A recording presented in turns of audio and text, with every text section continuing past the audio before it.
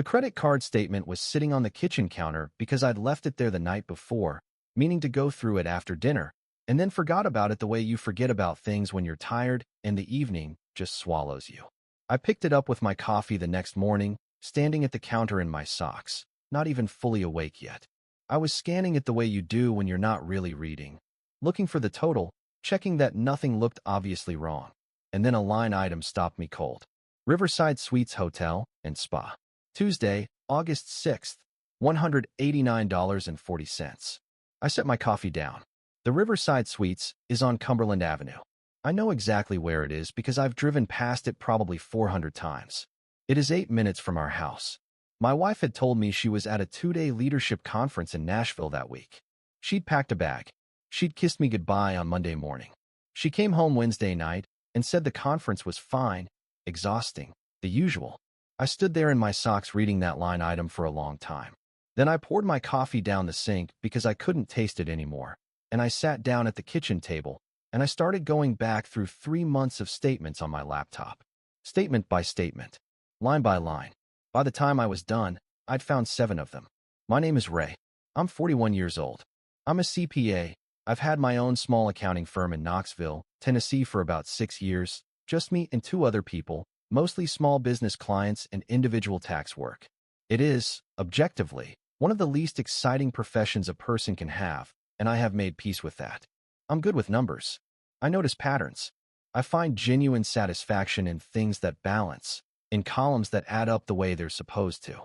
My wife used to joke that I was the only person she knew who did our household budget for fun. She wasn't wrong. Her name is Jessica. Jess. We met in 2014 at a mutual friend's going-away party for someone we've both since lost touch with, which is a very human thing, brought together by a friendship that dissolved, and yet here we still are. She was 29, I was 32, and she had this quality I couldn't name immediately but kept trying to, a kind of groundedness, an unflappable calm that made you feel like things were going to be okay in her general vicinity. She was a hospital administrator, worked in operations at a regional medical center, the kind of job that sounds boring from the outside, but is actually an enormous amount of responsibility, managing budgets, staffing, compliance, all the invisible infrastructure that keeps a hospital running. She was sharp, organized, took her work seriously. We got married in 2015 at a small ceremony at a vineyard outside Maryville, her idea, and a good one. 60 people, September weather, a bluegrass band that played until 10 and then kept playing unofficially until 11:30. We bought our house on Westwood Drive the following spring, a 4-bedroom colonial that we've been slowly renovating in the way you renovate a house when you're not rich and have to prioritize. Kitchen first, then the master bath, then the back deck, and the dining room is still waiting its turn and probably will be for another 2 years. No kids. We talked about it, kept putting it off, and at some point the conversation became something we had less often and then not at all. I think we both understood, without fully saying it, that the window was getting smaller and neither of us was pushing hard enough to go through it. That's its own kind of quiet sadness that I won't get into here. My flaw? And I think about this a lot now, in the way you think about things when you're trying to figure out your share of a disaster, is that I was too comfortable. Not complacent in a dramatic way, just settled. I stopped initiating things. Dates, trips, surprises, the small romantic gestures that cost almost nothing but communicate that you're paying attention. I'd stopped paying attention in that particular way. And if I'm being straight with you, Jess had mentioned it once or twice over the years and I'd heard it, but not really heard it.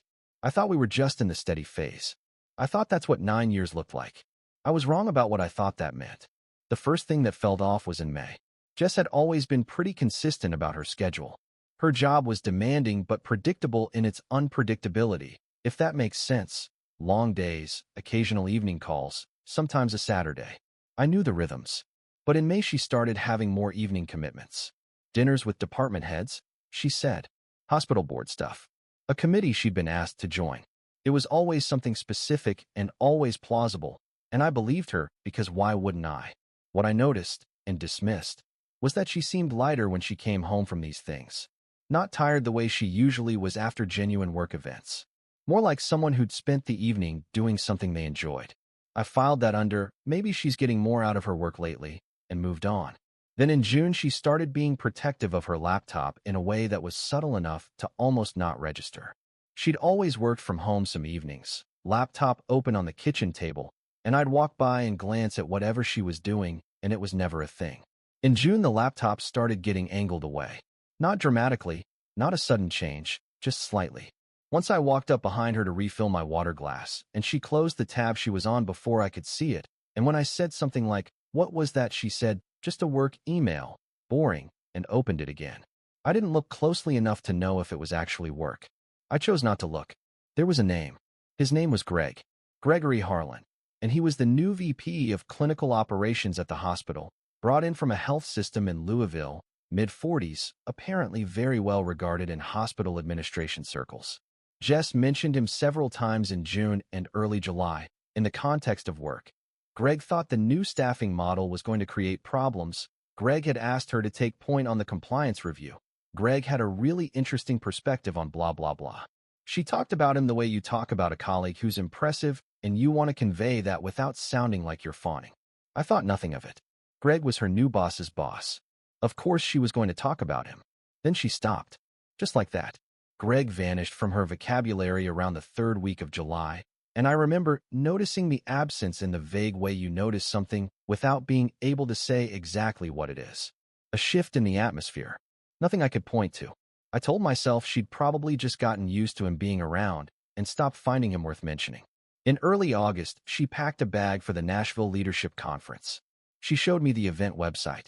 She texted me from what she said was the hotel in Nashville. I have the texts still. I've looked at them since. They're completely normal texts. How's your evening? Conference is fine. Probably going to sleep early. The usual. 2 days of that. She came home Wednesday night looking tired and normal, and we ate leftover Thai food and watched something on Netflix, and I told her I was glad she was home. 4 days later, I found the credit card statement. I want to describe what it feels like to go through 3 months of financial records looking for evidence that your wife is not who you thought she was. Because I've heard people describe this kind of investigation, and they always make it sound either cinematic or purely logistical. It was neither. It was deeply, specifically awful in a way that is hard to explain to someone who hasn't done it. I'm an accountant. I look at numbers all day. I'm good at it, and I don't usually feel anything about it.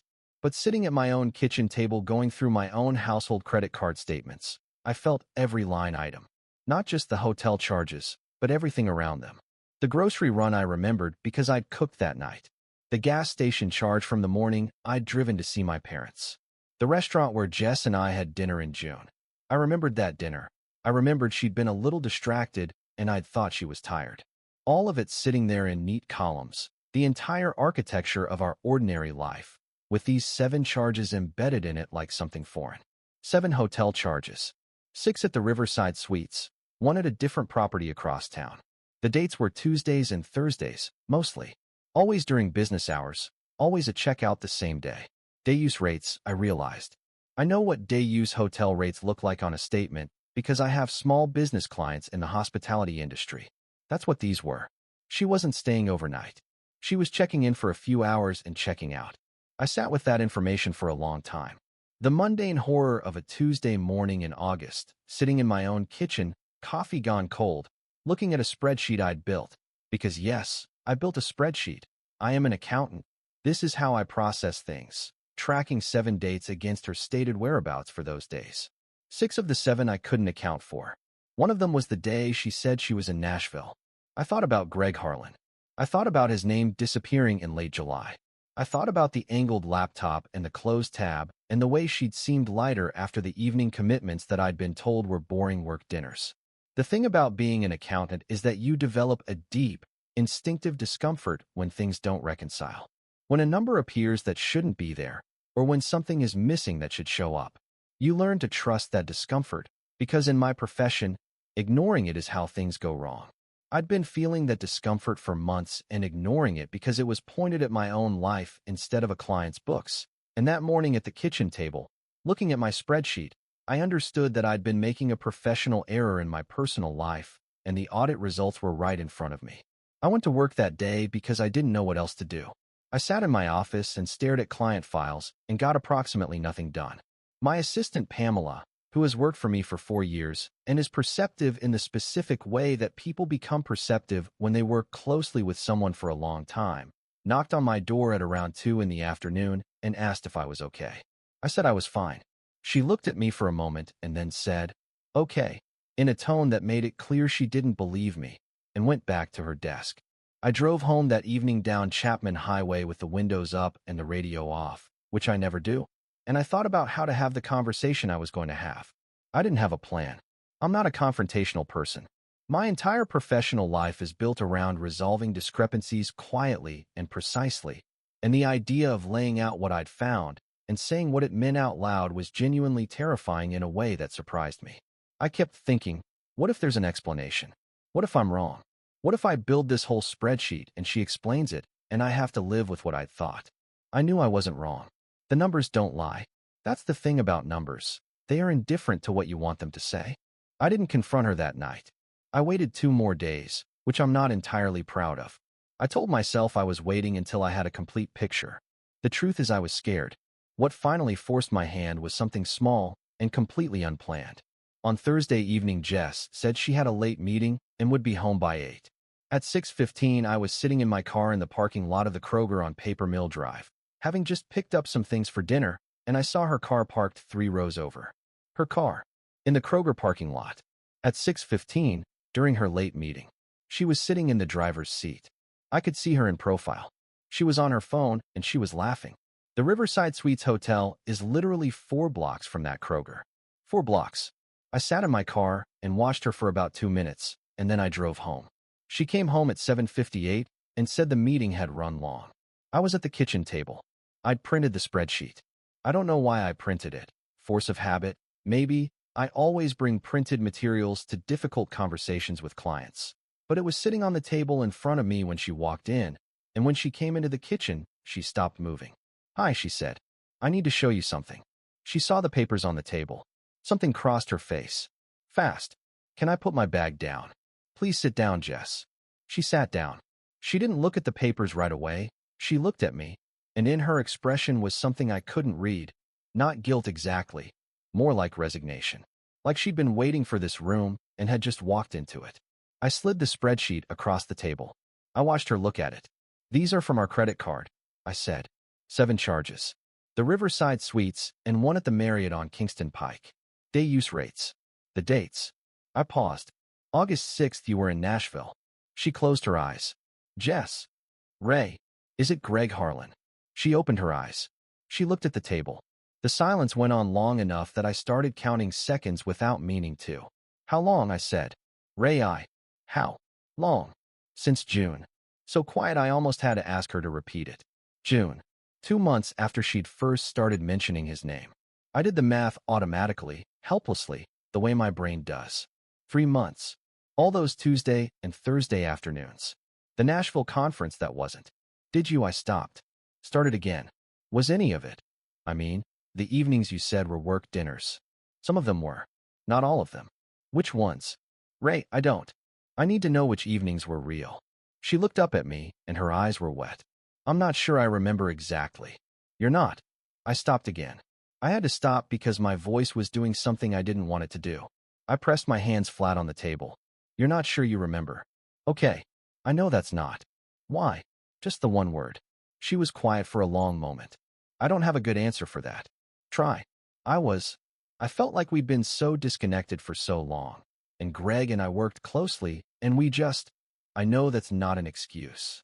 It's not. I know. It's genuinely not an excuse, Jess. I know, Ray. We sat there. I looked at my spreadsheet. All those clean columns, all those dates, all those dollar amounts adding up to something I couldn't balance. "Is it still happening?" I said. She shook her head. "When did it stop?"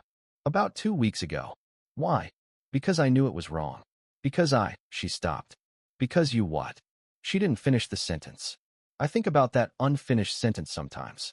I still don't know what she was going to say. I stood up. I picked up the spreadsheet and I walked to my office and I closed the door and I sat in my office chair in the dark for a long time. And at some point I heard her moving around in the house. And eventually the house went quiet. And eventually I went and slept on the pull-out couch in the office. And that was the first night of whatever this is now. I said I'd come back with an update. Here I am. A few things first. The response to the original post was more than I expected. I went back and read everything, even the comments that weren't particularly kind, because I figured I owed it to myself to hear the full range. Some of you said things that I've been thinking about for weeks. A few of you were brutal in ways that were actually useful. One person commented the spreadsheet detail is the most accountant thing I've ever read, and I want you to know that made me laugh for the first time in about 10 days, so thank you for that. Here's what happened. Jess moved out 16 days after that night at the kitchen table. She's staying with her sister Carol in West Knoxville. Carol is 37, divorced herself 2 years ago, which is either a good support system or a self-reinforcing echo chamber, depending on your perspective. I don't say that cruelly. Carol has actually been decent to me in the handful of interactions we've had since this happened, which I didn't expect. The house is mine for now. Both our names are on the mortgage, but we've agreed, in the careful, formal way that people agree to things when they're communicating through a layer of damage, that I'll stay while we figure out next steps. I've talked to a divorce attorney, not to accelerate anything, just to understand what I'm looking at. He was methodical and not dramatic, and that suited me fine. I told my parents. That was a phone call I dreaded because my mother has strong opinions about everything and delivers them at full volume, and I was right to dread it. She was furious, not at me, very specifically and articulately furious at Jess, and I had to spend 20 minutes talking her down from a series of proposed actions that I will not detail here. My dad got on the phone after that and just said, "You all right, son?" And I said I didn't know yet, and he said that was fair, and that was actually the most helpful part of the whole conversation. My 2 employees know something is wrong because I've been visibly not myself for a month. Pamela, the one who knocked on my office door that first day, finally asked me directly about a week in, and I told her in general terms, and she nodded and said, "I'm sorry, Ray," and then brought me a sandwich from the deli down the street without asking if I wanted one, which I did want and couldn't have asked for. The other person on my team is a 26-year-old named Wesley who handles a lot of our bookkeeping clients, and he's been pretending heroically not to notice that anything is different, which is its own kind of thoughtfulness. Our mutual friends have responded in the various ways that people respond to these things. Most have gone quiet, which is the default move and the right one in the absence of knowing what to say. Our friends Tom and Alicia came over about a week after Jess left, brought beer and a pizza, and sat with me for 3 hours and only brought up the situation directly once, and then followed my lead when I steered away from it. I've known Tom since college, and I won't forget that evening. The complication that nobody could have predicted, and this one is layers, is that Greg Harlan was married. He and his wife Diane separated about 10 days after everything came out, and Diane reached out to Jess's hospital's HR department to report the relationship between 2 employees. I had nothing to do with that. I want to be clear. Diane Harlan found out the same week I did, apparently through a completely separate and unrelated discovery involving his personal email, and she went straight to HR because she is apparently someone who acts decisively when she's furious, and I understand that impulse entirely. The HR situation is ongoing. Greg is a VP. Jess is a director. Their reporting relationship is indirect but exists. I don't know how it's going to resolve because Jess doesn't exactly give me updates on her work situation and I don't ask. But it's a layer of consequence that nobody planned for, and I would be lying if I said I felt nothing about it. I have not contacted Greg Harlan. I've thought about it. I've decided that there is no version of that conversation that ends with me feeling better, and my therapist. I started seeing someone 3 weeks ago, first time in my life, not something I would have predicted about myself, agrees that it's the right call. My therapist's name is Dr. Abby Crenshaw, and she has a very calming office and does not let me retreat into analysis when I should be feeling things, which is uncomfortable and probably necessary. The inside stuff. The first morning I woke up in the office on the pull-out couch. I lay there for a while doing the thing you're not supposed to do, which is reconstruct the timeline looking for every moment you misread or chose not to read. I have a lot of those moments. I'm an accountant who missed a 3-month pattern because the pattern was pointed at my own life instead of a client's. And I think about that with a specific kind of professional humiliation that is almost funny if you hold it at the right angle. I found her reading glasses on the nightstand in our bedroom about a week after she left. The cheap drugstore ones she kept by the bed because she always lost the nice pair. She probably needs them. I put them in a Ziploc bag and left them on the porch for her to pick up, And she did. And somehow the exchange of a pair of $12 reading glasses through a Ziploc bag on a porch felt like one of the saddest things that has ever happened to me. There's a route I drive to work that goes past a breakfast place on North Broadway called Ollie's where Jess and I used to go on Saturday mornings. She always got the same thing: eggs scrambled hard, wheat toast, black coffee. And she'd complain every single time that the coffee wasn't strong enough while still drinking the whole cup. I drive past it on my way in now. I've started taking a different route. I still set 2 coffee cups out in the morning sometimes. I catch it partway through and put one back. The cup goes back in the cabinet and I stand there for a second, and then I make my coffee and drink it alone, and the morning continues. That small correction, done every few days. I imagine eventually the reflex will stop. I'm told things like that take longer than you think they will. Here is where I actually am. We have spoken 4 times since she moved out, 3 times about logistics, and once, last Thursday, about something harder. She asked if I would consider counseling. Not couples counseling necessarily, just leaving the door open in some form. I told her I didn't know. I told her that was the honest answer, and I wasn't going to give her a different one to manage her anxiety about the situation. She said that was fair. We talked for maybe 20 minutes, and it was the most direct conversation we've had in years, possibly ever, which is a terrible irony. I haven't decided anything. I'm not a person who makes decisions when the data is still incomplete, and right now the data feels incomplete in ways I can't fully articulate. I know that I loved her. That part is not in question. I know that I was not the partner I could have been, and that I bear some responsibility for the climate of the marriage, even if I bear zero responsibility for her choices within that climate. I know that trust, once actually broken, not just strained, not just bruised, but broken the way this was broken, is a different thing to rebuild than to build in the first place. I don't know if it can be done. I don't know if I want to try. Dr. Crenshaw told me last week that I don't have to know yet. She said the pressure to have an answer is itself the problem, and that the most useful thing I can do right now is stay with the uncertainty without trying to resolve it into a spreadsheet. I told her she'd clearly met me very quickly. She almost smiled. Greg Harlan is still at the hospital, last I heard. Jess is still there too. I don't know what that's like for either of them, and I've actively decided not to think about it too hard. The dining room is still unfinished. The renovation we kept putting off. I walked through it last weekend and looked at the bare drywall and the taped seams and the can of primer sitting in the corner that's been there since March, and I thought, I could just do this myself. I could learn to do this myself. And then I thought, that is possibly the most on-brand coping mechanism a 41-year-old accountant has ever devised, and I went and watched football instead, and that felt like the right call. Someone in the comments of the original post said something that stayed with me. They said, the hardest part isn't finding out. It's figuring out who you are after the person you built yourself around turns out to be someone you didn't fully know. I've been thinking about that for a month. I don't have an answer yet, but I'm starting to think that not having an answer is maybe where you have to begin. 9 years of Saturday mornings and taxes filed jointly, and a house we painted room by room. And the thing that finally cracked it open was a $189 line item that I almost didn't read. And I'm an accountant, and I read everything. And I almost didn't read it. And sometimes that's the part that gets me most of all. Tomorrow, a man gets a call from his brother asking a simple question about a vacation photo. And what the answer reveals about his wife tears their entire family apart.